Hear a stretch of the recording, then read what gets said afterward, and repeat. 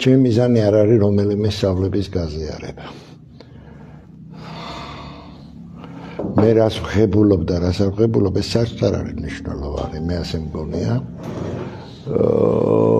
ის რაც გამოცდილია ცხოვრებაში. მე არა ვარ თეორეტიკოსი, როგორც მიხვდით. მე პრაქტიკოსი ვარ.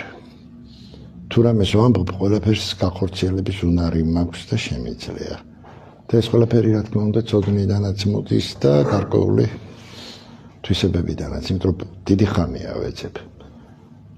გუშინ და გუშინწი რო დაიწყეს ესე საუბარი თემებზე, ესე არ ვარ.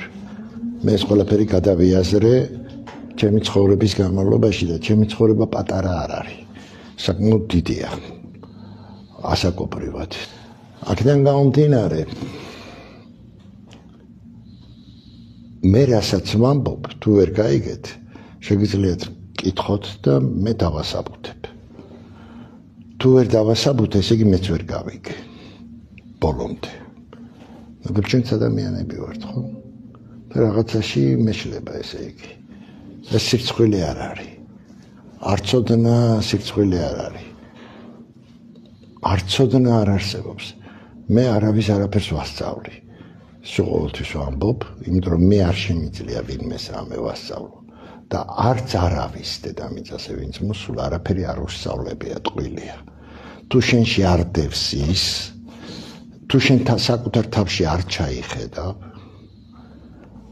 თუ აგიტაცებს პატივმოყვარეობა, ვერასოდეს ვერ გაიზრდები. საკუთარ თავში ჩახედვა რას ნიშნავს, იცი? შენ რეალურად დაინახო ვინ ხარ შენ. შეიცან თავი შენი აქედან მოდის. და არც სოკრატეს არ უთქვია პირველად შეიცან თავი შენი. სოკრატემდე ბევრად ადრე ითქვა ეს სიტყვები. ეს იცი რას ნიშნავს? რომ შენ უკვე იცი, რომ შენ არავისზე უკეთესი ხარ და არავისზე უარესი. და არ არსებობს ისეთი რამ, რის გაკეთება შენ არ შეგიძლია. რომ შენ ღმერთში ხარ, მამაში ხარ და მამა შენშია. ქრისტე ამბობს ამას. მე მამაში ვარ და მამა ჩემშია და ვისაც ჩემი სწამს. თქვენც მამაში იქნებით და მამა თქვენშიო. ღმერთის დაკარგვა ხდება შენში და არა შენს გარეთ. შემოქმედის დაკარგვაზე მაქვს საუბარი, ის თავისთავად არსებობს. იმას შენი არსებობა არც აწუხებს და არც ავდიდრებს. სიმართლე თუ მაინტერესებთ. თუ პრაქტიკალური თეორია სწორია და აბსოლუტურად სწორია, იმიტომ რომ მათემატიკური თეორია, ესე იგი შენ მისი ნაწილი ხარ. და ნაწილი მთელს მთლიანად თუ შეიგრძნობს, ის მთელიც არის. ეს არის დეკადისა და მონადის თეორიის ფუნდამენტიც. ანუ პითაგორას თეორიის. 10 რო 1-ია. 10 რეალობაა. 0 და 1-ის კომპოზიცია. ხვდებით ხო? აი ამის გააზრებაა ყველაზე მთავარი. გინდათ ყველაფერი გამოგივიდეთ. არ არის საკმარის რო გინდათ. გჯერავთ რო გამოგივა. ეს მომენტია. საკუთარ თავს უნდა დაუჯეროთ პირველ რიგში. უნდა დაუჯეროთ თქვენ ყველაფერი შეგიძლიათ. და რომ თქვენ ძალიან დიდები ხართ. და ამავე დროს ძალიან პატარები. ყველაფერი ერთად ხართ. იმიტომ ვიცახი, რომ ბინელის მტერი არსი იმაში მდგომარეობს დუალიზმის პრინციპი, რომ ერთიანობაშია ყველაფერი მაგარი. ღამე არ იარსებებდა დღე რო არ ყოფილიყო. და დღე არ იარსებებდა ღამე რო არ ყოფილიყო. სიკეთე არ იარსებებდა ბოროტების გარეშე, იმიტომ რომ მაშინ, როდესაც მაშინ შეიმეცნა რა იყო სიკეთე. და ბოროტება არ იარსებებდა სიკეთე რო არ ყოფილიყო. როცა სუბიექტურ სამყაროში ხარ, ავტომატურად ყველაფერი სუბიექტურია, სიკეთეც და ბოროტებაც. ადამიანური სამართალი, ეს არ არის რეალური სამართალი. ეს არის ჩვენი სუბიექტური სამართალი და ჩვენი სუბიექტური სიმართლე. მაგალითად, ჩვენთვის წარმოუდგენელია, რომ ერთ კაცს ერთი ცოლზე მეტი ყავდეს. ხვასია ქრისტიანისთვის. მაგრამ მუსულმანისთვის სამართლიანი ერთ კაცს 4 ცოლი ყავდეს. არამხანაზე აღარაფერს ვამბობ. ორივე მართალია, ოღონდ სუბიექტური სიმართლეა, არც ერთი არ არის სიმართლე. ორივე მართალია, ორივე სიმართლეა, იმიტომ რომ იმათ შეესია. მაგრამ ესე არ არის სინამდვილე, სხვანაირად არის, ხო? ჩვენ გვყავს და ძმა და სამართლიანად გვეჩვენება, რომ გვიყვარს ჩვენი და ძმა. მაგრამ არის მეორე მომენტი. ჩვენ არ გვყავს არც და არც ძმა. გან არ გვყავს, მე არ გვყავს. იმიტომ რომ ჩვენ მასთან სულიერ ურთიერთობას არ ვგრძნობთ. ანუ სრულყოფილ ერთიანობას ვერ ვგრძნობთ. ეს არ ნიშნავს, რომ არ გვიყვარდეს. ამიტომ ამბობს ქრისტე, ორ მცნებას გიტოვებთო, ის არ ამბობს 10 მცნებას გიტოვებთო. გიყვარდეს ღმერთი შენი და ღმერთი შენი სამყაროა. აი ეს შემოქმედია, ის სრულყოფილება, რაც არსებობს და გიყვარდეს მოყვასი შენი, ვითარცა თავი შენი. მოყვასში არ არის დადასტურებული ვინ არის ეს. შეიძლება ჩემი მოყვასი ვიღაცა მაპუტუს ტომის ველურია. შეიძლება. მესაც უნდა მეყვარდეს. და სიყვარული ქიმიური ფორმულით არ განისაზღვრება. და ვერ განისაზღვრება, თუ ის ენერგიაა სინამდვილეში. აი ქიმიური ფორმულით სიყვარული, რომელიც განისაზღვრება, ფორმულა რო შეადგინეს საერთაშორისო პროცესებია, ვნებაა და არა სიყვარული. ადამიანი ხარ მაშინ, როცა თანაგრძნობის უნარი გაქვს, ანუ გულის ძნობიერება. ასაც ემოციური ინტელექტი ქვია. თუ არ გაქვს ემოციური ინტელექტი, შენ მკვდარი სული ხარ. აქედან გამომდინარე, მიზანი ერთი იყავით ადამიანებიო, ხო? გახსოვთ ქრისტე რო ამბობს, იყავით ადამიანები. აი აქამდეა მისვლა საჭირო. და თქვენ მიხვდებით რა მარტივად მოხდება ყველაფერი. არ გეგონოთ დიდი დრო გჭირდება. სულ მალე მოხდება ეს ყველაფერი. ეს პროცესი დაწყებულია. და მას უკვე თვითონ ფიზიკოსებიც აღიარებენ. სერიოზული მეცნიერები აღიარებენ. ფიზიკის განონები აღარ მუშაობსო. მიჩიო კაკუმ თქვა. იცით ხო მიჩიო კაკუ ვინც არის? ეს არის დღეს ნომერ პირველი ფიზიკოსი ოფიციალურად.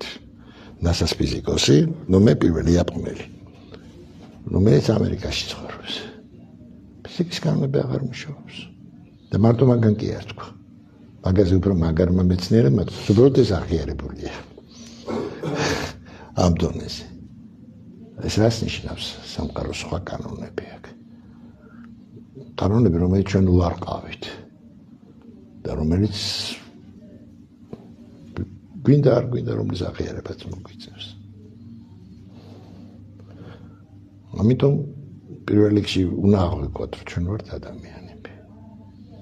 მე გაუცებული ვიყავი, როდესაც ძველ ქართულ ზღაპრებზე მითოლოგიას ვკითხულობდი. ხა მანამდე ეს საოცრება ის იყო, რომ ამის პარალელურად მსხვერპლიც ჰქონდა წაკითხული. ინდურიც, დაჟითუთიყუში ზღაპრები, ესე ქვია. აფრიკულიც, ინდიელებისაც ბოლო პოპოლუხი მაქვს წაკითხული. პოპოლუხი ეს არის ბიბლია, მაიას ტომის. მაიას ტომი ქვია, თუ რატოა ტომი ცივილიზაცია იყო უზარმაზარი, მაიას ცივილიზაციის. ჩინელებისაც, იაპონელი ყველასი აბსოლუტურად. უციერა შემიძლია რომელიმე პოეტის ლექსიც კი გითხრა, იგივე ჩინეთიდან მაგალითად, ჩვენ წათლეხლისწვამდე მე-7 საუკუნეში რო იყო ესეთის. არიცი და ლაძაღა, ჩვენთან ესეა, თუ ჩინეთი. არა ეს უზარმაზარი კულტურა, ეგრე არ ხდება. ეს ველური ციმბირელების ბურიატები და ისინი არა უზარმაზარი კულტურაა, თითოეული მათგანი. იმიტომ ჩვენ რეალური კულტურის თანახმა უნდა შეგვეძლოს. კულტურა ის არის, რაც ხალხში იზრდება. მე ვამაყობ, რომ ქართველი ვარ და იცი რატო ვამაყობ? იმიტომ რომ ესეთი ხალხური პოეზია მაქვს. იმიტომ რომ ვეფხისა და მოყბის ბალადა დავწერეთ. იმიტომ რომ ვეფხისა და მოყბის ბალადა ბარეულს არ აქვს დედამიწას დაწერილი, აბსოლუტურად განსხვავებულები ვართ. მე ვამაყობ ქართველი ვარ, იმიტომ რომ ესე ლამაზად მღეროდით ისტორიის განმავლობაში. ეს არის კულტურა. ჩვენ შემოქმედება და კულტურა ერთმანეთისგან ვერ გაგვისხოვებია. ხელოვნებურ პროფესორად. ფსევდოლონგინი ამბობდა შემოქმედება, რომელიც ამაღლებულს არ ემსახურება, შემოქმედება არ არისო. აბა მანახეთ ერთი. ჩვენ კულტურაში წარმოქმნილი ლექსი, რომელიც ამაღლებულს არ ემსახურება, ყველა ემსახურება. აი ეს არის კულტურა. მე ამ კულტურის წარმომადგენელი ვარ. ჩვენ კულტურამ სადღაც დაიდო ფესვები, საიდანღაც აიღო ეს ფესვები. მე არ ვიცი, საწყისი ეგვიპტე იყო, საქართველო იყო, შუმერი იყო, არა აქვს ამას მნიშვნელობა ჩემთვის. და იმის გამო რომ ჩემი კულტურა მეყვარს, მე მიყვარს სხვისი კულტურაც. მე დიდ პატივს ვცემ სუფიებს. ძალიან მეყვარს მაგალითად პუსუნლი, ჩინური პროზა, მე-16 საუკუნე. ვაფრენ რუსულ პროზაზე მარტო გოგოლი და ბულგაკოვი ეყოფა. სხვა სროთავი გავანებოთ. გერმანული ლიტერატურა მიყვარს ძალიან პოსტრომანტიზმის. Deci rată მიყვარს, იმიტომ რომ ჩემი მიყვარს. ეს არის გიყვარდეს მოყვასის შენი. და როცა ამ სიტუაციამდე მიდიხარ, რომ შენ უკვე შენ იმაზე არ ფიქრობ, როგორ მოახდინო ომი, როგორ დაბომბოერები, როგორ გაანადგურო. ჩვენ ამას არ ვიკადრებთ არასოდეს. ქართველი კაცი ამას არ იკადრებს. მე ვიცახი ქართველი, რომელიც ჩინაგანად კულტურულად ქართველია. და ესეთები რასაც ქვია ბიორობოტები, ანუ უსულო ადამიანები, ასე რომ ვთქვათ, ხო, დარისულები. დავით აღმაშენებლით ვამაყობ. და ვამაყობ. რომელსაც არასოდეს ხვის საფერი დაუშავებია, ჩვენ თავის ქვეყანას იცავთ. და თავისი ერის გადარჩენაზე ფიქრობ და მეტი არაფერი. გეორგი წმინვალით ვამაყობ. შოთა რუსთაველით ვამაყობ. დავით გურამიშვილით, ვაჟა ფშაველადი. აი ეს არის. ინტელექტი და მენტალი იძლევა გულის ცნობიერება, ემოციური ცნობიერება, როცა განვითარებულია. იძლევა იმის საშუალებას, რომ ეს ორივე მცნება ავტომატურად იყოს შენი და ავტომატურად დაიცვა. გიყვარდეს მოყვასიმს შენი, ვითარცა თავი შენი. დაუკვირდით რა კარგადაა ნათქვამი. ანუ ის გიყვარდეს როგორც შენი თავი იგულისხმება. შენ თუ შენი დედა არ გიყვარს, ჩემი დედა არასდროს გეყვარება. ხოსე, აქედან იწყება ყველაფერი. ჩვენ ბევრ რამეს ვეძახით სიყვარულს. ჩვენ გვიყვარს და გვინდა ისეთი იყოს, როგორც ჩვენ გვინდა იყოს. ეს სიყვარული არ არის. იგივე შვილებთან დამოკიდებულებაში, იგივე ძმებთან, დებთან. არა, ნამდვილი სიყვარული, ანუ მაღალია, რანგის უპირობოა. ეს ქიმიური ფორმულით არ განისაზღვრება. ამიტომ არის განსხვავება სიყვარულსა და ბნებას შორის. სიყვარულს მოსდევს თანაგრძნობა, აუცილებლად. ნებას არ მოსდევს თანაგრძნობა. ნებას სიამოვნება მოსდევს. მეტი არაფერი. აი ეს უნდა გავეაზროთ. აი ეს არის ადამიანი და სამყარო. შემთხვევით არაფერი ხდება. თქვენ თავში აგური არ დაგეცემათ. თქვენ სხვა სიკვდილით მოკვდებით. როგორც ჰოლანდი იტყოდა. აი ეს მომენტია. ხოდა იმის იქით რა ხდება, აგური რომ დაეცემათ. მე ძალიან ცუდად არის მათი საქმე. მე მიდიან იქით და გახსოვს ბერლიოზი. ცრემლი რო ჩამოუვარდება თვალიდან. მაგრამ სამყაროში არსებობს ერთი კანონი, როგორც შენ გჯერავს, ისე იქნება ყველაფერი. და რადგან თქვენ გჯერავთ, რომ ადამიანი რო კვდება, ის არარაობაში მიდის, არარსებობაში. შენ წახვალ არარსებობაშია და იქცევა ძვლებად. და მე შენი თავის ქალისგან ქალითო სიცოცხლის სადღეგრძელოს შევსავო.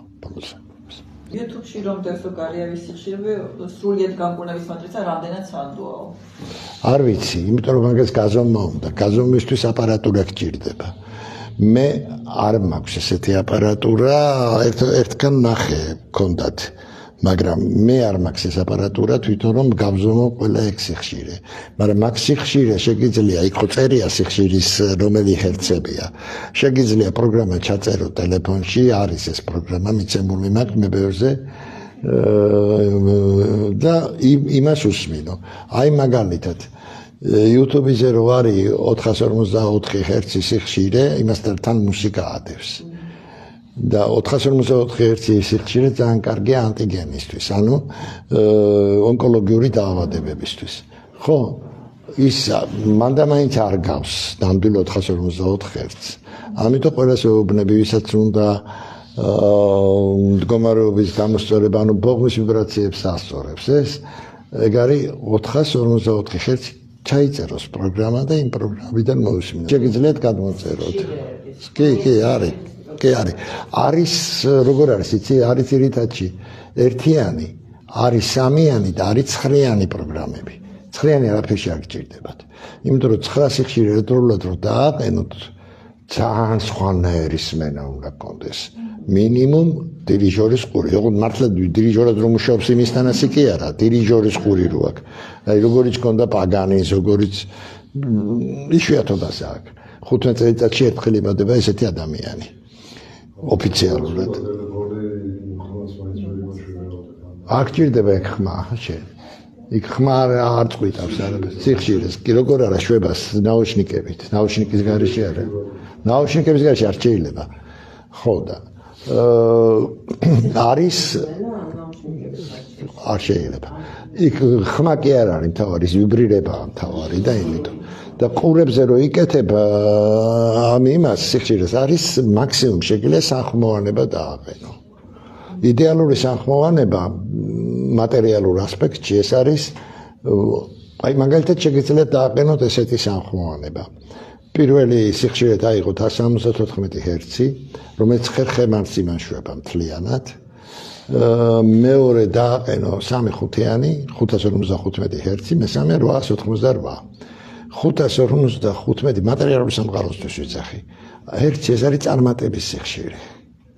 3 დღეში იგრძნობთ შედეგებს. და 888 სამხმოვანებაში ვიძახი. ეს არის მატერიალური სიხშირე. 3 დღეში შედეგებს იგრძნობთ.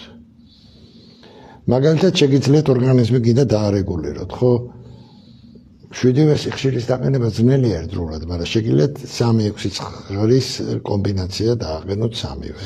379, 693 და 963. ეს არის პირველი, მე-7 და მე-4 ჩაკრის სიხშირეები. პრაქტიკულად თელ ორგანიზმს იჭერს. ამიტომ შეგიძლიათ გამოიყენოთ ახლა, რადგან ტექნოლოგიები ამ დონეზე განვითარდა, რატომაც არ უნდა გამოიყენოთ ტექნოლოგია. და თქვენ გონიათ ახლა განვითარდა, არისო? 7000 წლის წინანდელი ელემენტი დენის გამომყოფი შუმერში, მესოპოტამიაში იპოვეს. და ძლივს მიხვდნენ რა იყო. თიხის ესეთი ჭურჭელია, აი ამ ხელა, აი ამ სიმაღლე და ორი სპილენძის მართული აქვს შიგნით გაყრილი და რაღაცა ვერ მიხვდნენ ისთვის იყო ესეთი გაკეთებული მილივით. ჩაასხეს ხალი და დენი გამოყო. ელემენტი იყო. აი ამ ხელა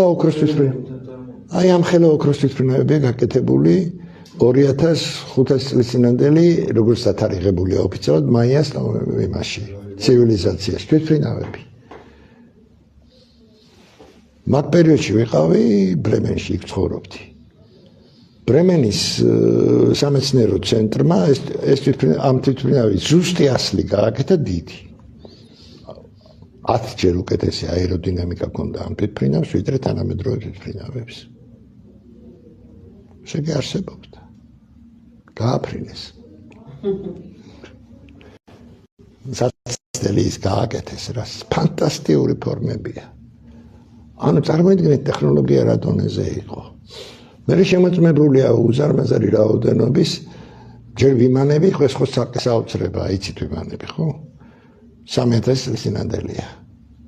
ნახაზები რო არის, მფრინავი ტექნოლოგიების. და მე მაქვს ხოთაშორის გადმოწერილი ვიმანების წიგნი. და თვითონ ეს არის აუცრება, თითოეული რა დონეზე იცოდნენ ყველაფერი. აი იმ ტრანსმუტაციაზე ვერ დავამთავრე. როდესაც ადამიანი ჩამოვიდა მიწაზე, მაკროპროზები, რა თქმა უნდა მიკროპროზებს სწავლება დაუწყეს ყველაფრის აკეთიკით. შემდეგ გაიხსნა გზა მესიანური ციკლის. და მიზანი რა არის? ადამიანი დაბრუნდეს სამივე განზომილებაში, გაერთიანება მოხდეს ამ განზომილებების. ხვდები? ამას ქვია ტრანსმუტაცია. ანუ ადამიანი თავის საწყისებს რო დაუბრუნდება. ხა როგორ უბრუნდება თავის საწყისებს? მხოლოდ ცნობიერებით. ანუ სიყვარულში დაბრუნება უნდა მოხდეს. იქ ესე აღწერილი ძველ ტექსტში. ამ დროს გაერთიანდება ფიზიკური, ასტრალური და მენტალური სივრცეები და ერთიან სივრცედ გადაიქცევა. მე არ ვიცი ხა თქვენ გძნობთ თუ არა დილას დაღლილი დგებით ალბათ. გძნობთ თუ არა ღამე 10 ჯერ გეღვიძებათ და ასე შემდეგ. ეს არის ზუსტად იმ პროცესების ბრალი, რაც ახლა მიმდინარეობს. გესმით? რა ხდება? იმდენად არის გაცრეცილი სივრცეებს შორის პორტალები და მანძილები, რომ ყველაფერი რეალობაში ხდება და მეორე ცუდ ფიქრს არავინ გპატიებს, ეგრევე გიხდება. ამიტომ ბევრ რამეზე დაფიქრება გვმართებს. გესმის? თავის კერაპერში რა ჩადის, თავი პირიდან რა ამოდის. ქრისტე ამბობს ამას ხოთაშორის სახარებაში. ამიტომ დაფიქრებაა საჭირო ყველაფერზე. გააზრებაა საჭირო. უნდა შეეჩვიოთ იმას, რომ თავისუფალი და მსუბუქი იყოს. ადამიანი ისეთი უნდა მიიღოთ, როგორიც არის და რა ისეთი, როგორიც შეგინდა იყოს.